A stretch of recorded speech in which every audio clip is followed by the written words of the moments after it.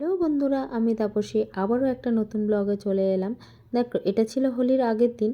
হোলির আগের দিন সন্ধ্যাবেলায় চারিদিকে দেখি না আলো আলো, চারিদিকে রং, মুখোশ, খেলনা, পিচকারি, এগুলো দেখে তো মনটা বেশ ভরে যাচ্ছিল, কিন্তু বাড়ির কথা মনে পড়লেই মনটা খারাপ হয়ে যাচ্ছিল।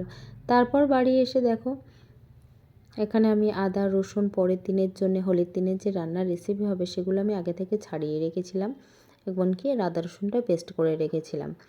এবার যেহেতু মন খারাপ কেন বললাম, আমার ভাইপোর গলায় তোমরা আগেই শুনেছো যে একটা ব্রাশ ঢুকে গিয়েছিল, সেটা খুব ডেঞ্জার অবস্থায় ছিল। বেচারা কথা বলতে পারছিল না, আর কিছু খেতেও পারছে না, এখনও কিছু খেতে পারছে না। রাত্রে ওষুধ খেয়ে একটু বেচারা কথা বলতে পেরেছে সবে। যাই হোক, রাত থেকে একটু সুস্থ আছে দেখে আমাদের তো শান্তি।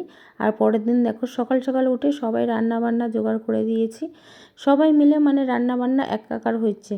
এদিকে মা রান্নাঘরে রান্না করছে আলু বেগুন ভাজা, ডাল মটরশুঁটি দিয়ে। এদিকে আমাদের গ্যাসে একদিকে রান্না হচ্ছে মাংস, যেটা আমি ভাই দুজন মিলে করছি। এদিকে পেঁয়াজ আদা রসুন সব একসাথে পেস্ট করে নিয়েছিলাম, সেটা পেঁয়াজটা একটু আলাদা করে নিয়েছি, আর সেটা মাংসের মধ্যে দেবো বলে। আর কিছুটা পেঁয়াজ ভেজে দেওয়া হবে। আর জানো তো, মাংসটা একটু নতুনভাবে করব, কিন্তু অনেকে তো আলু ছাড়া খায় না, ওই জন্য আলু দেওয়া হচ্ছে। আর আজকের ছিল আমার বোনের আইবুড়ো ভাত আর বাড়িতে দোল উৎসব। তো মন খারাপের মধ্যেও যে ভাইপো যে কথা বলতে পারছে, খেলা করতে পারছে, এটাই অনেক। খেতে তো আস্তে আস্তে পারবে পরে, এখন ফলের রসের ওপর থেকে যাচ্ছে। আর এদিকে দেখো, মাংসটা প্রায় কষা হয়ে গেছে। এখানে সব কিছুই দেওয়া হয়েছে, আদা রসুন পেঁয়াজ কাঁচা লঙ্কা গুঁড়ো লঙ্কা হলুদ গুঁড়ো আর একটু কাশ্মীরি রেড চিলি পাউডার দেওয়া হয়েছিল, একটু চিকেন কারি মশলা দিয়েছিলাম দিয়ে। আর এখানে দেখো, একটু নারকেলের দুধ দিয়ে দিলাম। নারকেলের দুধ দিলে জানো তো, মাংসের মধ্যে একটা আলাদা ফ্লেভার চলে আসে। কষানো হয়ে গিয়েছিল, তারপরে এখানে জল দিয়ে দিল বেশ কিছুটা। আর আমি তো গ্যাসে আর এদিকে চাটনি চাপিয়ে দিয়েছি। বাড়িতে কিশমিশ যখন না থাকবে কি করি জানো তো, আমি একটু খেজুর একটু ডালিম, এই যে যা কিছু ফ্রুটস পড়ে থাকে সেগুলো আমি চাটনির মধ্যে দিয়ে দিই। আর একটু কাজু বাদাম ছিল সেটাও দিয়ে দিয়েছি, আর মাখনা একটু ছিল দিয়ে দিয়েছি। আর দেখো, এদের দুজন তো একসাথে, এদের হতেই হবে, দুজনে একসাথে এত মারপিট করে। আবার একসাথে দেখো, আমার পিস্তুত ভাই এসেছে, তাকে নিয়ে ব্যস্ত হয়ে গেছে। আর এদিকে আমার বাবা মেশিনে খড় কাটছিল।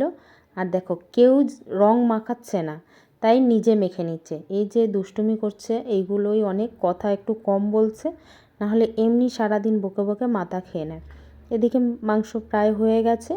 আর আমি তো আগেই এদিকে কাঠি কাবাবের ম্যারিনেট করে রেখেছিলাম, চিকেন কাঠি কাবাব, যেটা চিকেন সাটি বলে। যেহেতু বাড়িতে ক্যাপসিকাম আর নেই, ওই জন্যে শুধু চিকেন দিয়েই কাঠি কাবাবটা বানাবো। এদিকে গয়লা এসে গেছে দেখো, গয়লা গয়লার সাইকেলটা কি হয়ে গেছে, রাস্তায় একটা টোটো ধরে নিয়ে এসছে, টোটোটাতে সাইকেলটা টোটোর উপরে। আর দুধগুলো দেখেছো কত দুধ, বললো আমার দুধটা একটু ভিডিও করে দেখো কত দুধ। আর চিকেন কাঠি কাবাব হয়ে গেছে। রান্না শেষে দেখো, রান্না হয়ে গেছে, আর তখন সবাই মনে পড়েছে যে মাছ ধরতে হবে। পুকুরে কত মাছ দেখো, এগুলো ছোট ছোট বাটা মাছ, তেলাপিয়া, আরও কত মাছ ধরছে। আর এদিকে বাবু মাছ কোড়াতে ব্যস্ত। আর এদিকে দেখো, বড় একটা কাতলা মাছ পেয়েছে, দুইটা পেয়েছিল, একটা ধরেছে আর একটা পুকুরে ছেড়ে দিয়েছে। আর 5 কেজি ওজনের একটা গোল্ডেন মাছও ধরেছিল, যেটা ছেড়ে দেওয়া হয়েছে। আর এইদিকে দেখো, এই মাছটা তোমরা হয়তো ভিডিওর মধ্যে একটু ছোট ছোট দেখছো, কিন্তু 4.5 কেজি ওজন আছে। মাছ তো অনেক ধরা হলো। এবার মাছ ধরে তো সবাই নিতে হবে, যেহেতু আমরা কাকারা সব জয়েন্ট ফ্যামিলিতে থাকি, সবাই নেওয়া হলো। আর দেখো, এরা দুজন হচ্ছে আইবুড়ো ভাত খেতে এসেছে, এদের গুছিয়ে দেওয়াও তো হয়েছে। নর্মালি দেখো, ভাজা 4-5 রকম, বেগুন ভাজা আলু পোস্ত ভাজা বিনস ভাজা, সাথে ছিল পাবদা মাছের পোস্ত, আর ছিল মাংস, সব রকমই তো রয়েছে দেখো। কিন্তু ভাতটা গুছিয়ে দিয়েছি, কিন্তু অত সাজিয়ে গুছিয়ে দেওয়ার সময় হয়নি। আর এরা আমার খুব ক্লোজ। যাই হোক, সবার শেষে এই মিষ্টি দেখো, বোনপোটা একটা ক্যাডবেরি দিয়েছি, তাই হাম্পি দিতে এসেছে। আর পুরো ভিডিওটা দেখো, ভালো লাগলে প্লিজ লাইক কমেন্ট শেয়ার করে দিও। আর আজকে এই পর্যন্ত, টাটা বাই বাই।